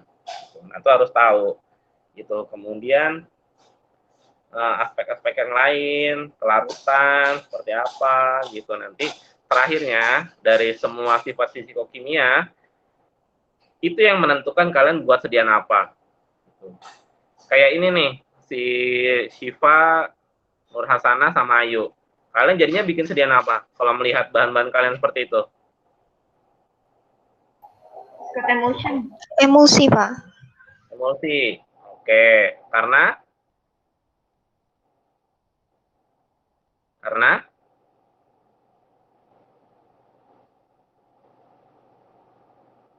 apa, yo? Karena dia berbentuk sediaan cairan gitu. Jadi biasanya anak-anak suka, apalagi kalau ditambah ada rasa manis gitu, Pak. Ditambahin kayak ada esens jeruknya itu tadi. Terus karena ada oleh licorice. Kenapa? Karena kita pakai bahan ini, Pak, minyak ikan. Jadi kayak emosi gitu. Emang oleh licorice-nya itu jadi zat aktif ya? Salah. Nah, lo kan, apakah minyak ikan itu adalah zat aktif? Gimana? Yang lain? Melihatnya? Berarti yang zat aktifnya itu cuma vitamin A, D, sama hipoposfit ya, Pak? Kalau misalnya kalau kalian menimbangnya kata-katanya seperti tadi ya, seakan-akan oleum licorice aceli itu ya termasuk zat aktif gitu. Nah, menurut kalian zat aktif bukan? Bukan, Pak. Excipient itu, Pak. Ya. Nah, itu adalah excipient gitu. Ini hati-hati terhadap pertimbangan penentuan zat aktif. Kan tadi saya udah bilang dari broad, kemudian kalian tuliskan semua farmakologis, biofarmasetik, kemudian fisikokimia, semuanya dituliskan gitu sehingga nanti mengerucut ke pilihan yang akan kalian buat. Pak, Ya. halo, kedengeran nggak suara saya, Pak? Ya, gimana? Pelan sih kedengarannya, kayak Ramdan tadi, Ramdan juga pelan. Halo? Pak, berarti kita tuh nggak bisa, misalnya nih kita mau buat sediaan, request ke pabrik gitu. Misalnya saya tuh yang mau bikin skincare gitu. Terus saya bisa nggak sih Pak kayak request gitu sama pabriknya, saya maunya dalam bentuk, apa ya misalnya? Dalam bentuk tablet gitu. Nggak mau bentuk, bisa nggak bisa? Jadi, Eca, kalau dari saya, mungkin sedikit sharing. Eca, gitu. Karena Ya, Pak. proses pembuatan sediaan farmasi itu tidak mudah. Pertama, gitu. Ketika Eca misalnya pengen bikin, let's say, produk kecantikan gitu, terus apa ya, yang lagi berkembang sekarang ya? Apa deh, Ca, yang lagi berkembang? Saya kurang begitu update, karena nggak pakai juga kan. Apa ya Pak, saya nggak pakai juga sih Pak. Nah, lu. Terus? Saya cantiknya natural, Pak. Oh iya, pakai air wudhu ya? Ya, gini. Misalnya bikin krim tabir surya aja ya. Krim tabir surya. Kemudian langsung ditembak gitu sama Eca. Saya maunya zat aktifnya TiO2, titanium dioxide gitu. Kemudian ZNO, zinc oxide gitu. Nah, nanti akan ada masalah gitu. Pertama, dengan pilihan Eca, efektif nggak? Mungkin di beberapa industri yang kemudian mereka melakukan uji efikasi efektif, tapi mungkin yang kita buat nggak efektif. Gitu. Nah, tuh kita harus tahu kenapanya. Mungkin dalam kita prevor kurang matang. Tuh, mungkin ketika kita prevor kita nggak menghitung inkompatibilitasnya, nggak menghitung kestabilannya, nggak menghitung titik lelehnya, kemudian nggak menghitung koefisien partisinya gitu, sehingga ketika kita bikin suatu sediaan, loh kok koefisien partisinya nggak tercapai gitu, nggak sesuai sama kulit gitu. sama kulit ya, sehingga nggak menyerap gitu. Percuma aja capek-capek Eca bikin tapi nggak menyerap ke kulit gitu. Kalau nggak menyerap kan berarti nggak melindungi kulit dari ini kan, dari UVA, UVB gitu-gitu. Ya nggak? Gagal. Kalau gagal artinya kehilangan cost, kehilangan modal. Gitu. Kehilangan modal itu berdampak sekali kalau Eca nanti merintis. Karena kan sekarang banyak ya orang-orang bikin kosmetik tuh maklon sistemnya. Gitu. Nah, ketika nanti Eca udah all out nih, udah nitip bikin misalnya ke Taisho, gitu. Kemudian pas di scale up di Taisho, kok pas diuji hancur semua gitu. Oh, ternyata ada hal-hal yang tidak bisa kita tanggulangi ketika dia di lab scale gitu. Nah, di lab scale berarti ada masalah yang Eca nggak sadari gitu. Nah, masalah itu bisa jadi ketika sebelumnya salah melakukan preformulasi. Kalau preformulasinya salah, formulasinya juga pasti akan berantakan gitu. Spesifikasinya pasti nanti nggak jelas gitu. Akan berkali-kali dalam melakukan formulasi gitu. Sehingga cost-nya Eca akan gede. Gitu. Jadi prefor itu penting juga dalam meminimalisir modal yang kita gunakan.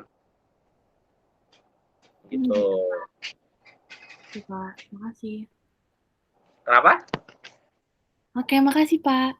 Oh iya, seperti itu ya gambarannya teman-teman. Mungkin nanti ada yang mau kayak Pak Hendra ya waktu itu ya, yang bikin sampo. Itu juga bisa gitu. Pun sekarang banyak yang seperti itu dan bisa kalian lakukan ya. Karena kalian punya dasar pengetahuannya. Itu nah, cuma dari saya menyarankan prefor itu harus matang. Dari broad ke narrow gitu, jangan langsung narrow gitu. Kalau kita langsung nembak narrow, biasanya kan mengalami banyak kesulitan ketika melakukan melakukan scale up dari lab scale ke pilot scale, dari pilot scale ke industrial scale gitu. Kalau lab scale kan biasanya 1/100 dari batch scale. Misalnya kalian nantinya akan produksi berapa ya? Mixing tank itu paling kecil sekitar 100 liter. Anggap aja 100 liter. 100 liter itu kita konversi pakai 1 gram, 1 kilogram per meter kubik. Berarti sekitar berapa tuh? 100 liter. Ya sekitar segitu kilo lah ya. Gitu. Nah, jadi nanti ketika kalian mau melakukan formulasi, juga ada yang namanya scale up gitu. Jadi dari lab scale kalian uji, kalau oke, maju ke pilot scale, skala pilot 1/10 dari batch scale. Kemudian dari 1/10 batch scale udah oke nih, kalian udah evaluasi hasilnya bagus, baru nanti melakukan industrial scale atau production scale gitu. Yang dia nilainya ya satu scale gitu, satu mixing tank, 1 kali kapasitas filling dan lain sebagainya. Gitu teman-teman. Nanti mungkin lebih jelas kalau kita udah ketemu di GMP. Good Manufacturing Practices. Gimana, ada pertanyaan sampai sini? Udah mau habis waktunya 9.37. Izin tanya Pak. Ya, gimana? Kan di modul itu kalau nggak salah ada bagian yang preformulasi gitu ya Pak? Ya. Itu saya kurang ngerti Pak, cara bacanya Pak, yang bagian bawah apalagi itu kebagi 2 gitu Pak. Iya. Itu saya cuma ngeresume aja sih dari beberapa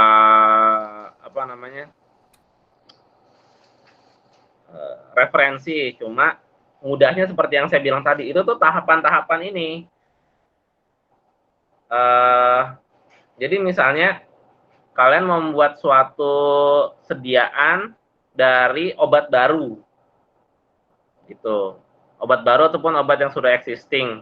Nah, kalau obat baru berarti kan mau nggak mau kalian ngedocking dulu secara in vitro, melakukan biomolecular modeling. Jadi kalian merekayasa kira-kira dengan reseptor tersebut itu seperti apa sih ya ligannya gitu. Seperti Pakai apa sih? CADD gitu ya, Pak? Kenapa? Pakai CADD gitu ya? Iya, bisa pakai itu gitu. Terus setelah dapat nih, nah berarti kan tahu ya ikatannya apa, ininya apa, terus kemungkinan substratnya apa. Nah, baru nanti dilakukan sintesis. Gitu, sintesis, kemudian lakuin uji efikasi in vitro ya. Kemudian uji efikasi in vivo, toksisitas akut, toksisitas kronis gitu. Kalau yang existing ya tinggal dibandingin aja semua datanya gitu. Jadi dari kelompok besar yang udah existing, kalian pilih berdasarkan parameter-parameter tersebut gitu, aspek farmakologis, aspek bioparset, kemudian aspek apa namanya fisikokimia gitu, sehingga zat aktif yang kalian pilih nanti itu udah yang istilahnya udah paling the best lah gitu, sesuai dengan prior knowledge yang kalian miliki gitu, berdasarkan data literatur yang ada. Gitu sih teman-teman.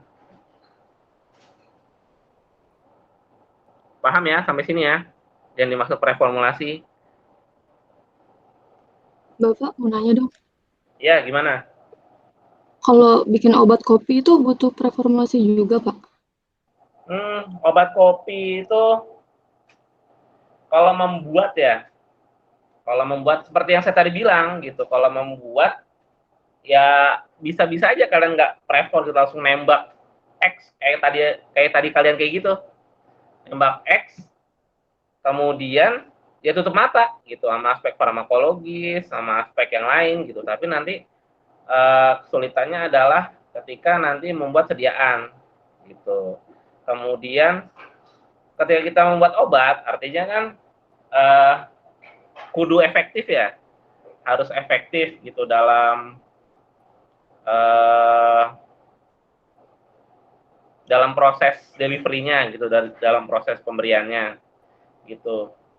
Sehingga ya biar efektif ya kita pilih zat aktif yang paling efektif gitu, dari seluruh kelompok besar yang paling efektif apa gitu. Karena kalau misalnya cuma ngitung pakai supply and demand gitu, bisa jadi sekarang efektif nih gitu, tapi berapa tahun kemudian mungkin nggak efektif gitu. Karena kenapa? Karena mungkin sudah terlalu banyak diberikan sehingga dosisnya sudah tidak bisa segitu lagi gitu. Kayak misalnya contoh antibiotik gitu, contoh yang lain gitu. Amoxicillin diberinya amoxicillin terus gitu. Dosisnya sekian terus. Kemudian diperparah lagi dengan diagnosis yang tidak tepat, ya maka sudah jelas gitu tidak akan berhasil pengobatannya, malah ada namanya resistensi antibiotik gitu. Gimana teman-teman? Lagi yang mau ditanyain?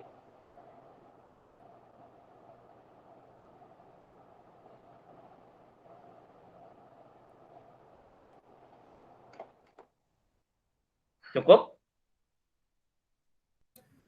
Terakhir Pak, memastikan aja ini Pak. Yes.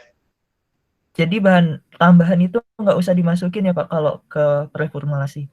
Ya, prefor itu sudut pandangnya adalah bahan aktif. Jadi dari bahan aktif, 3 aspek tersebut di narrowing, kemudian baru di finalize gitu, ditentukan siapa sih yang kita pilih dari segitu banyak kandidat gitu. Nah, dari situ kita tentukan berdasarkan aspek-aspek yang tadi, sediaan apa yang cocok terhadap zat aktif tersebut gitu. Nanti buat pertimbangan excipient-nya ada di formulasi gitu, berdasarkan zat aktif, berdasarkan sediaan yang akan dibuat gitu. Misalnya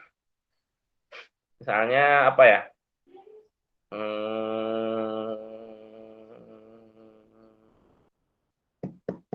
Apa sih kalian tugasnya tadi ya? Oh ini multivitamin ya.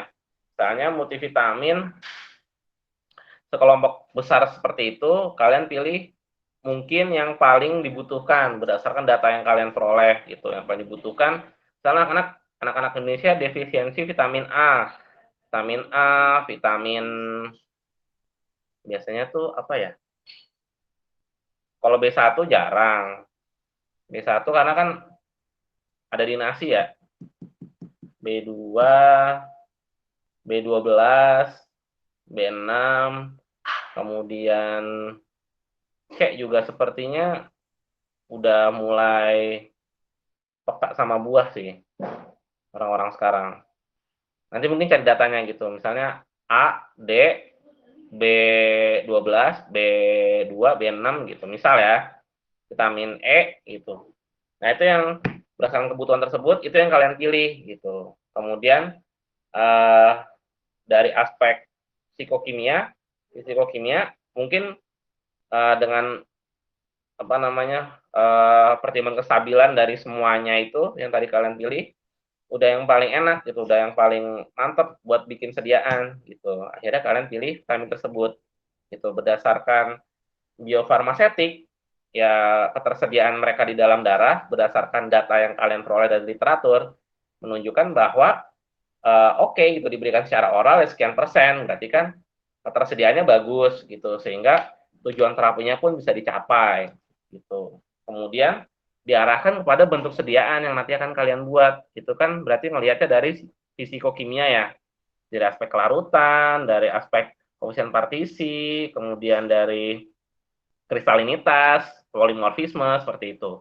Gitu. Kemudian barulah kalian dapat zat aktif dan sediaan yang akan kalian buat nantinya. Gitu. Nah, itu nanti akan dibawa ke formulasi stepnya. Gitu ya, Awang ya? Iya, Pak. Oke, seperti itu. Ada lagi yang mau ditanyain? Oh ya Bapak, ini tugasnya perlu direvisi lagi nggak Pak? Yes, kalau dari saya, demi kebaikan kalian ya, ini bukan buat saya ya teman-teman yang lagi-lagi ya. Gitu. Saya nggak pengen nyusahin teman-teman, tapi melihat ujian CBT yang begitu sulit, saya kasih tahu aja ya, CBT itu dari 100% yang ikut, yaitu sekitar 20 sekian persen gagal. Bahkan pas di awal-awal itu sekitar hampir 40% gagal. Gitu. Jadi saya pengen aspek pengetahuan kalian selama 4 tahun kuliah bersama saya itu kuat. Gitu. Jadi nanti saya nggak punya nggak punya tanggungan gitu ya, nggak punya pokoknya saya udah kerahin semuanya lah ke kalian lah gitu. Yang saya di otak saya ini udah di kalian semua. Gitu. Saya pengennya kalian revisi dengan sebaik-baiknya, kemudian kumpulkan ke saya. Ya kalau bisa buat penjelasan singkat lah gitu, buat video atau apa dijelasin singkat. Kemudian saya bisa mendengar dan saya bisa menilai, oh berarti kalian udah paham gitu. Jadi saya bisa melepas kalian buat tugas pertama ini gitu, preformulasi.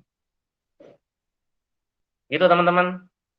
Citasi sama dapusnya jangan lupa gitu karena tadi ada beberapa poin ya yang saya nggak lihat citasinya gitu. Coba diperbaiki karena adik kelas kalian pun saya tekankan hal yang sama. Jadi saya minta tolong kalian contohkan yang baik itu dari aspek no plagiarism ya. Gitu. Bisa ya? Jamnya tetap Pak 10.50. Kayaknya itu panjang deh. Ya nggak? Kalian kan soalnya langsung nembak kan, nggak dari awal kan? Iya Pak, harus bikin ulang lagi. Ya, kalian bisanya kapan? Saran saya sebelum teori. Minggu, Pak. Hah? Minggu? Ya, boleh Minggu. Ya, nanti saya edit hari Minggu. Silakan kalian kumpulkan di portal e-learning-nya ya.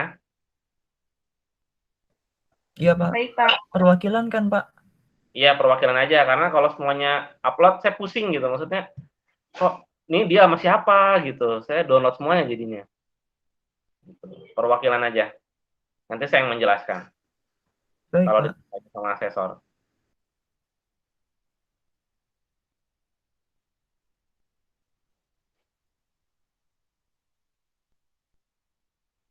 Itu ya, paham ya? Iya Pak. Nanti penjelasannya mungkin bisa disertain link mungkin ya. Kalau kalian upload itu ada ini nggak sih?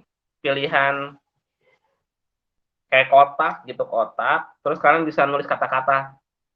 Enggak ya? Bisanya di komen, Pak. Di komen.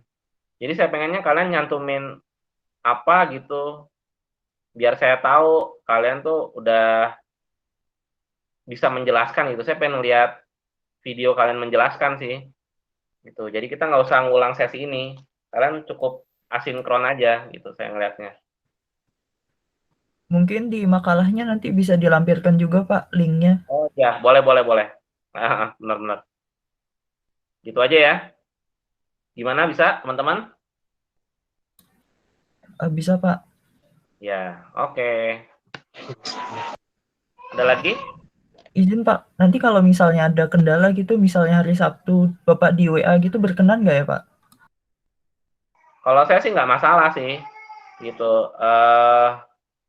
Panjang itu untuk kepentingan akademis, saya nggak berkeberatan sih, karena kan menunjang. Kalau itu bisa menunjang ini ya, akademis kalian saya nggak masalah. Baik Pak, terima kasih. Ya. Ada lagi? Nanti rekamannya invite ke saya ya, Ramdan ya. Ramdan itu siapa nih yang rekam? Saya Pak. Ya, nanti invite ke saya ya, ke email yang biasa. Tahu kan ya? Invite gimana Pak? Ini rekamannya dalam bentuk G Drive kan Pak? Kan nanti filenya bisa di invite ya, share atau invite namanya ya. Pokoknya nanti setelah diklik masukin email, nanti saya bisa lihat gitu. Email saya nanti saya bisa lihat. Saya bisa download gitu. Paham nggak, Wang? Iya Pak, Biasanya nanti saya coba. yang kayak gitu, Nanti tanya sama Ramdan aja. Ramdan kemarin ini kok invite saya. Iya Pak. Gitu ya. Nah, tolong ya. Oke, teman-teman, saya cukupkan ya. Ada pertanyaan lagi? Nanti mungkin sejam kemudian kalian ngerevisi ya, sambil menunggu praktikum berikutnya. Baik, Pak. Maaf Pak Bu, Ya, gimana Ramdan? saya boleh nanya yang untuk teori nggak Pak? Ya, gimana? Kan untuk yang teori kan kita diskusi itu, berarti ditampilin dulu videonya ya Pak? Iya, kalau dari saya, kalian presentasi di kelompok kalian. Jadi misalnya Ramdan punya kelompok, nah presentasinya aja pakai Gmeet, direkam, ya cuma kelompok kalian aja gitu. Cuma kelompok Ramdan aja gitu. Kemudian nanti invite ke saya. Gitu sih. Setelah PJJ, maksudnya pas PJJ ini kita nampilin videonya lagi Pak? Karena kan mungkin durasinya. Gimana? Ketika PJJ ini video yang dibuat ditampilin di. Nggak usah, jadi nanti usah. sertain link aja, Iya. kasih tahu saya linknya gitu. Atau misalnya kalau kalian mau upload sendiri nggak masalah gitu, atau mau upload di tempat saya juga nggak masalah. Kalau mau upload tempat saya ya berarti invite saya gitu di rekamannya kelompok kalian. Nanti saya download, saya upload. Berarti ketika PJJ ini langsung diskusi aja Pak? Ya benar. Jadi nanti kita mulai, langsung kita diskusi gitu. Materi pertama gitu. Ada yang mau nanya nggak? Nanti mungkin kalian cuma tampilin PPT-nya aja, geser gitu. Terus ada yang mau nanya, ini apa sih, itu apa sih gitu. Udah selesai, baru nanti mungkin saya klarifikasi atau saya berikan penjelasan tambahan gitu. Kalau misalnya nanti udah selesai, bisa ganti kelompok yang lainnya. Baik, Pak. Atau mungkin gitu sih. Kalau dari saya sih lebih efektif kayak gitu. Karena kita materinya lumayan banyak soalnya. Baik, Pak. Ya, kayak gitu ya. Jalan tengah dari saya ya. Biar kalian juga nggak terlalu banyak terzolimi waktunya. gitu dan nggak buang-buang waktu gitu kan. Kadang-kadang kalau presentasi kan suka ada delay, suka ada apa gitu. Nah kalau video kan biasanya smooth gitu. Oke? Bisa ya?